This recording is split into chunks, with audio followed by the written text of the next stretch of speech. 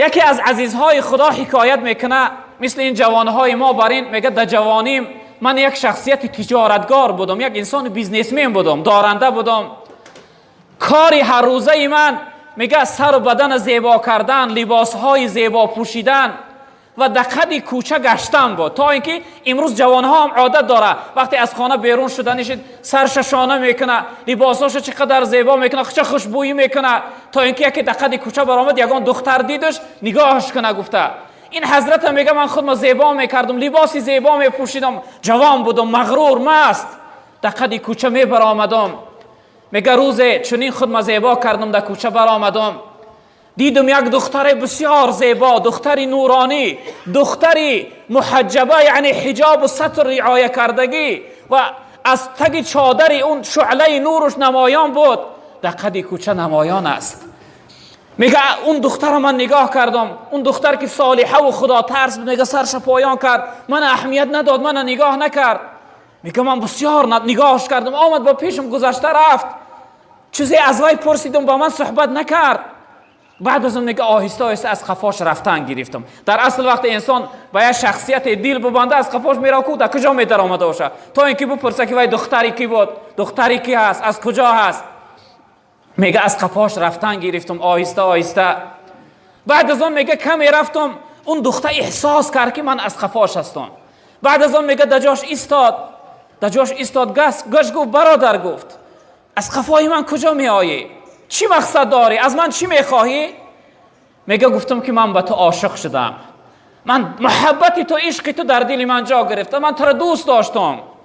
میگه این دختر گشت گفت ای جوان، گفت تو به چی چیزی من عاشق شده ای؟ میگه نگاه کردم بسیار چشمهای گردی بزیب داشت. گفتم ای دختر من به چشمهای تو عاشق شدم، چقدر چشمهای زیبا داری، چشمهای بزیب داری. میگه این شخصیت گفت، این دختر گفت ای جوان، گفت میخواهی که من ترا به مقصدت برسانم، به آرزوت برسانمت؟ میگه دلی من انیق که این دخترم تسلیم شد، راضی شد در برابر من.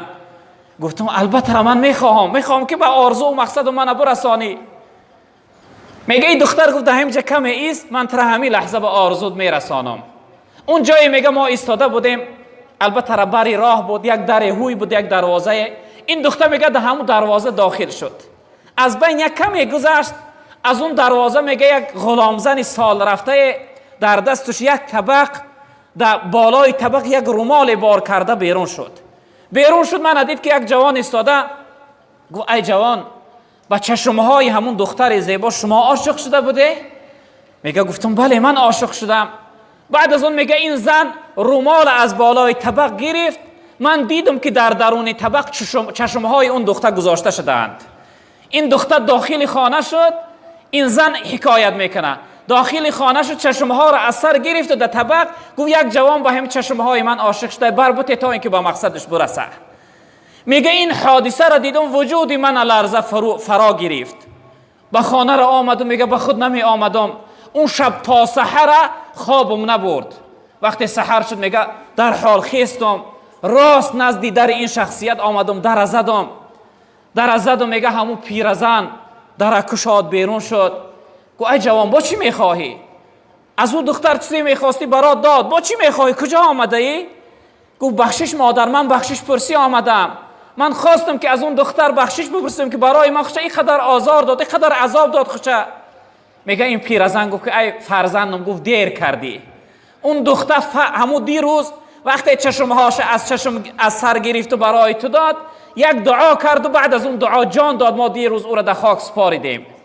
دعاش چی بود؟ دعای او دختر این بود که ای پروردگار، این چشم و این جسم و بدنی که سبب گناه کردن یک جوان میشود، من از این بیزار هستم. ای پروردگار، من نمیخوام که از روی من یک جوان جهنمی و دوزخی بشود.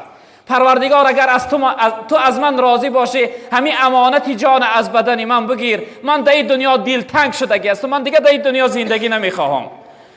میگه همین جمله ها را میگفت و جان داد. این دختر را بردیم، دیروز ما در خاک سپاریدیم. این جوان میگه من سراغه قبرش گرفتم و سر قبر اون دختر رفتم. 3 شبانه 3 روز میگه من خواب نرفتم، در تاری سری وی گریه کردم، از وی بخشش میپرسیدم. گفتم ای پروردگار، اگر این بنده تو از من راضی باشه، به سبب خواب دیدن یا اینکه به سبب الهامات من خبر که تا اینکه دل من آرام بگیره. میگه 3 شبانه 3 روز خواب نرفته بودم. روز سیام میگه در سر قبر همون دختر سر گذاشتم، خوابم برد. میگه خواب دیدم که این دختر در خوابم در آمد. گو ای جوان، با از من چی میخواهی؟ میگذاری که در همین خانه آخرتم آرام خواب روام؟ چی میخواهی؟ چشم هامو میخواستی دادم برای تو. میگه گفتم ای خواهر اسلامی، من ببخش، من میخواهم از تو بخشش بپرسم. میگه ای دختر، گو که همون لحظه ای که من چشم هامو برات دادم، همون لحظه من تو را بخشیده بودم. اینجا عیب تو نیست، اینجا عیب من است که من خودم در خد کوچه برآمدم و نمایان کردم و جلوه دادم. از روی دیدن من تو گناهگار شدی، یعنی تو خود به گناه آلوده کردی.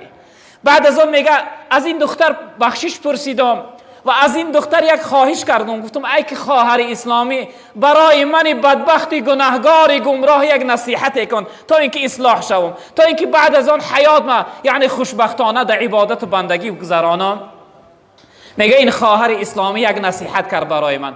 گفت برادر، اگر بخواهی که گناه نکنی، اگر بخواهی که دیگر در راه معصیت و گناه نروی، در هر حالت و هر کجای باشی خود را در محضر خداوند حاضر بدان.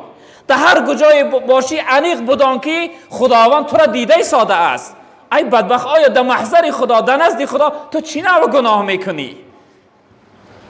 میگه چنین برای من نصیحت کرد و برای من گفت که اگر بخواهی که بدبخت نشوی، اگر بخواهی که حیاتت خوشبختانه بگذره، بعد از هر خطا و گناه، بعد از هر فکر و نیتی بد، نگاهی بد، شنیدنی بد یا گفتنی بد، در حال گفت برادر توبه داشته باش. یعنی که توبه در حالی سبب چی میشه؟ سبب اصلاح انسانیت میشه.